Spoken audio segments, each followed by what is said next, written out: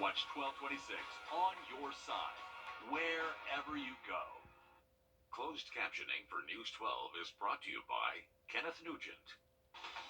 From the station that's on your side, this is News 12, First at 5.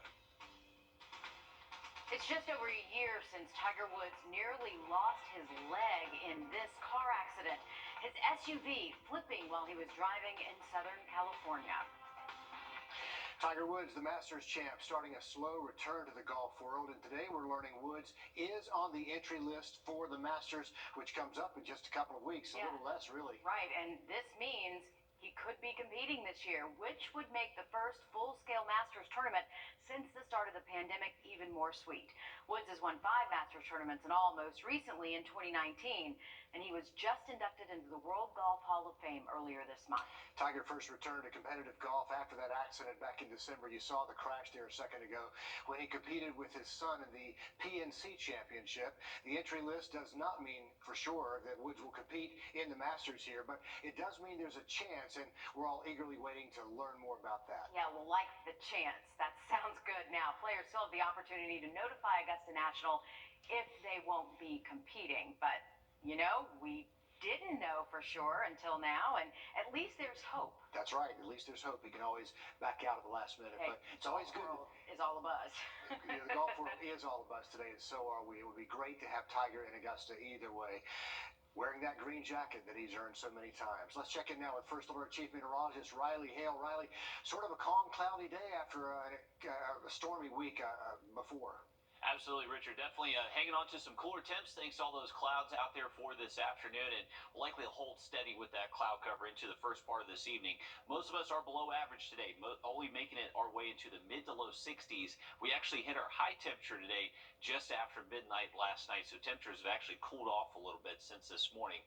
Doppler Max radar does show a few very light showers across Barnwell, Allendale, Screven County as well. We are dry right now in Augusta, but if you look off towards our south and west, this is the last little bit of a low-level trough that is stirring up some showers west of I-75. Some of those showers could impact areas mainly south of I-20 as we head closer towards around sunset. As we head into the overnight, gradually seeing that cloud cover move off towards the east, that will allow our temperatures to drop down into the 40s by tomorrow morning. So a little bit of a cool start for our Friday. And then we're talking about some very breezy conditions the next few afternoons. Have a look at how breezy we're expected to get in just about 10 minutes. All right, thank you, Riley. A plan to give South Carolina families state dollars to send their children to private schools is now up for debate at the State House. Education scholarship accounts would be similar to a school voucher program that some other states already offer. State House reporter Mary Green was there for the second day of this debate. She's joining us live in Columbia. Mary, how much would families actually receive? Well, families would get $6,000 per student with an ESA or an education scholarship account. Now, this dollar figure would be adjusted yearly based on the amount of money allocated in the state budget per pupil in the overall education spending. Now, supporters of these ESAs argue this is good use of state money, providing access to a better education for more of South Carolina's children. But as this debate in the Senate stretches into another week, it's clear that not everyone agrees. It focuses on children who do not have the educational opportunities that so many other children have. This bill is targeted to poor kids and children with special education needs. While many more kids could qualify for an education scholarship account by being Medicaid eligible or having an IEP, the program would eventually be capped at a 15,000 student maximum. Some of the boogeyman stuff that you're going to hear is that all the children are going to flee the public school system and it's going to bankrupt them. If you look at what's going on around other parts of the country, that's just not at all the case. Families would be able to use the money on school tuition, along with other allowable expenses, including books, fees, and transportation. Democratic Senator Mike Fanning, who stood at the lectern for all of Thursday's debate, argues this would provide the illusion of choice without real choice. If the tuition is $20,000 and the Medicaid-eligible poor kid gets a $6,000 voucher, the only way they can go, now unless there's some goodwill and people are throwing money around, the only way they can go is if the family can make up the difference. The bill's funding source was also changed so that it wouldn't take money out of public schools, which had been a non-starter for teacher advocacy groups. The school districts are not going to lose any money. But some senators still contend the around $100 million that could be distributed at maximum participation would be better spent on public schools themselves. They could reduce class sizes. They could offer more opportunities for the students that they currently have, add to the program offerings they do.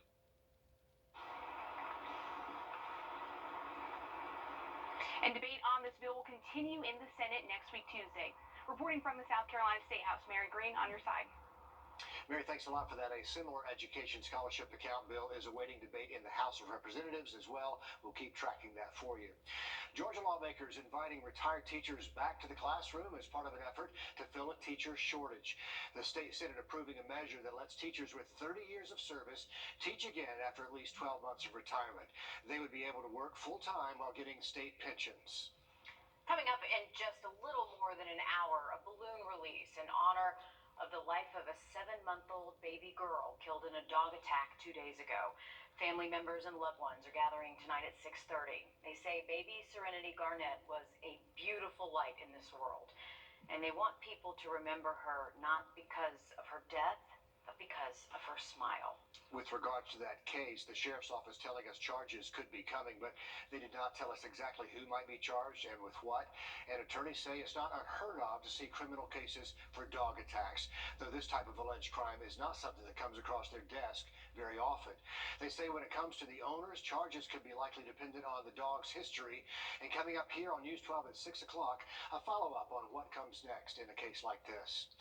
Meanwhile, the owner of 3 dogs facing charges after those dogs attacked and severely injured a South Carolina woman. The owner charged with multiple counts of owning a dangerous animal. He's also charged with a rabies control violation. Just today, a judge set bond at $15,000. All this happening in Abbeville County.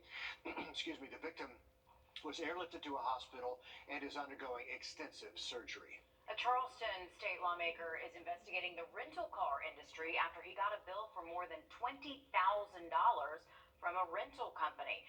When he did not hear back from the company, Budget Avis, Representative Wendell Gilliard contacted the Charleston airport to investigate. A report from airport police says they think an employee took the car without logging it back in.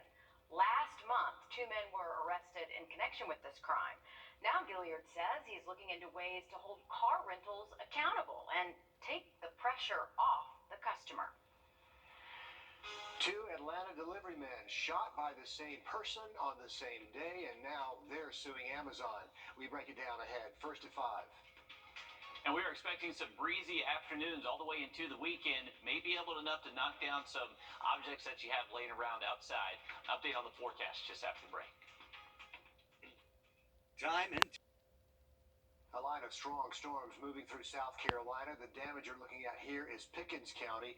You can see several homes heavily damaged by those storms. Tornado warnings were in effect in the area before the storms hit.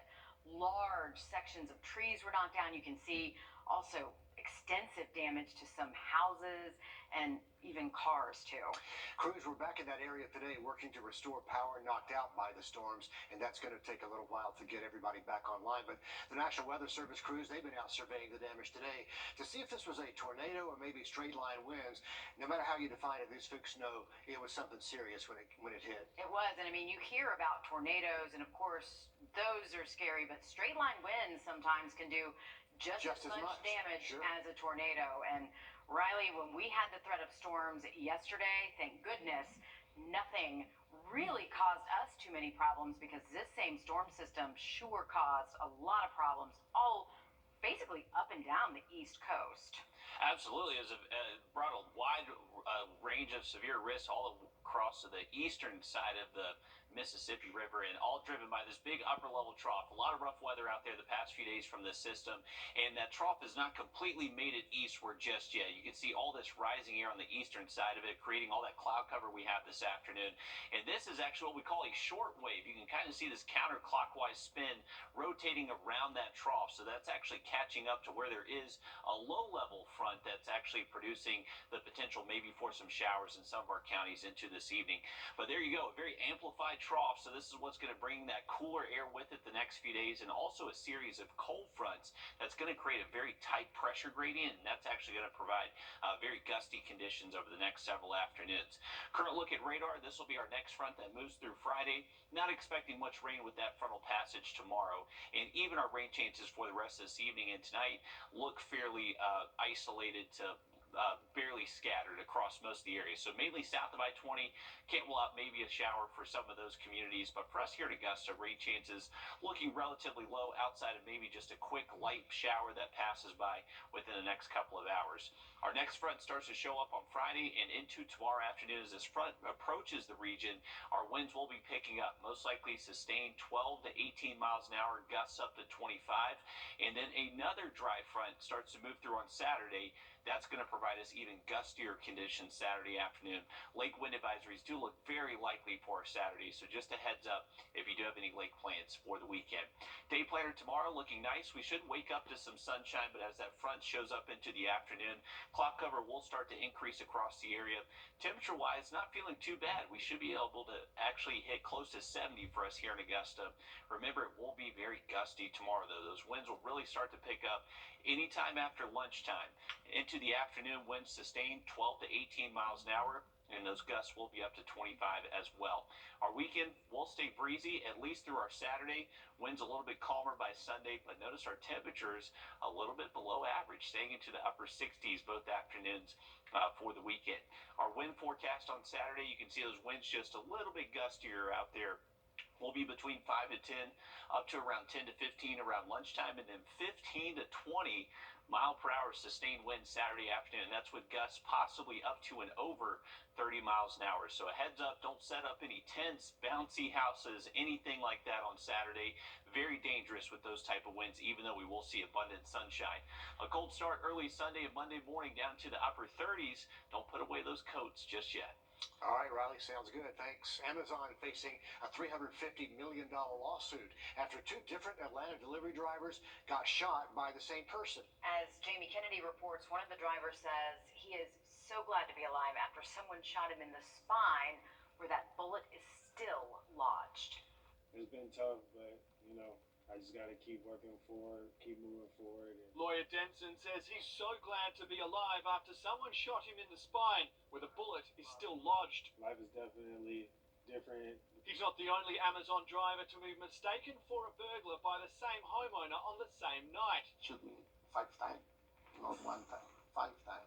Wrdw was shot 5 minutes before lawyer Denson, according to the men's lawyers. In the police warrant, it says Keontae Guthridge thought the two delivery drivers were at his house to rob him. It stated Guthridge said he already had packages delivered to his house that day and had also been robbed 2 weeks prior. Guthridge is in jail and his family says he shouldn't be there for protecting his family. It's heartbreaking because he has a 9-month-old out on the street, his wife, and it's like now they're put in a tough situation. Lawyers for the two delivery drivers now suing Amazon for $350 million, arguing the drivers did not receive safety visibility vests, which could have changed the outcome. Amazon cared about him and his family like they care about profits. We wouldn't be here. Amazon has known for a while that they need to protect their drivers, and they just have not done so. The men were Amazon Flex drivers, and on the Amazon website it says vests and window clings are available to drivers, but a uniform is not required. Breaking news just coming into our newsroom. A two-arrest report in the murder of a man found dead in his driveway. There are 4 suspects total in Alan Newsom's death. Yes, and we are just learning of this as we speak. Tazea Dukes and Ortegas Jones, both 17, charged with murder. The sheriff's office is still searching for the 2 men on the right side of your screen. Brenton Coleman and Carlos Figueroa will be charged with murder once they are caught, deputies tell us. Alan Newsom was found shot to death in the road last Friday. And more breaking news to pass along. The body of a missing Thompson man found in Columbia County. Contavious Rivers' body actually found last Friday in Appling. He'd been missing for several weeks or months. I'm not sure which that is, but the Columbia County Sheriff's Office and the GBI were finally able to identify him. We're not sure yet what happened to Rivers, but police do suspect foul play in that case. There are used cars and then there are certified pre-owned vehicles. In a competitive market for used cars, is the larger price tag worth some extra peace of mind? We take a look after the break. The Live by Camera.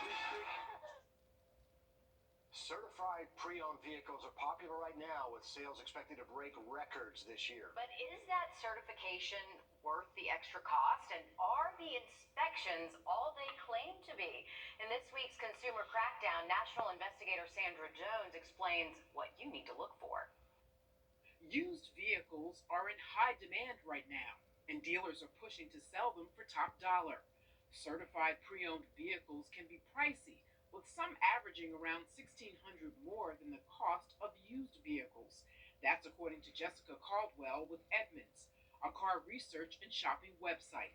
These are generally newer vehicles with lower miles compared to your standard used vehicle, so the quality is going to be a bit higher. Used vehicles get the certified pre-owned label after a dealer or manufacturer puts it through an extensive inspection process.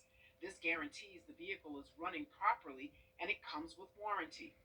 Cox Automotive says certified pre-owned sales topped 2.7 million in 2021 and are forecast to break 3 million this year. But Maryland-based consumer attorney Daniel Whitney Jr. says, in his experience, certified pre-owned doesn't always mean top of the line.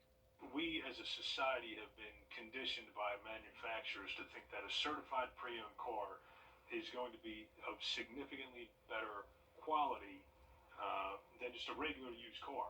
Whitney's sued several car dealerships for selling certified pre-owned vehicles with a history of performance issues, despite having clean inspections. They might say something like no rear end damage, no structural damage. Well, come to find out, that damage actually exists on the car. So what we have then is either a negligent inspection, or perhaps that box was checked even knowing that there was a problem. Which is why Caldwell says you have to be cautious and know what you're buying. There's so many resources out there for you now to check prices, so I think you need to look at the mileage driven, the condition of the used vehicle, and look at what current market conditions are. So before you buy a certified pre-owned vehicle, experts suggest you demand to see the vehicle's title, get a car history report from the dealer, have a mechanic inspect it, and make sure you can get a refund on your deposit. With this Consumer Crackdown, I'm Sandra Jones. If you think a car dealer is breaking the rules, file a complaint with the Federal Trade Commission or contact your state attorney general's office or consumer protection office. Grant me hope. There was a sound in the breeze, a song from the trees that whispered through the night. Just an ordinary place, but I held you just in case we traveled to the end of time. And I know that I love you. I hear you singing in my mind. My name's Eric. I'm from The call. All right, take a look at our Grovetown cam. Still fairly cloudy across most of the metro. We are going to hang on to that cloud cover through most of this evening and actually can't rule out maybe even an isolated shower across some of our counties. We are currently at 65 and temperatures will remain cooler than average as we roll into the weekend. Big weather story really the next couple of days is the wind. It's going to be very breezy for our Friday afternoon and even gustier into our Saturday. Winds do calm down by Sunday and looking like plenty of sun the next several days. Stick with us. We're having much more news and weather just after a very short break on First.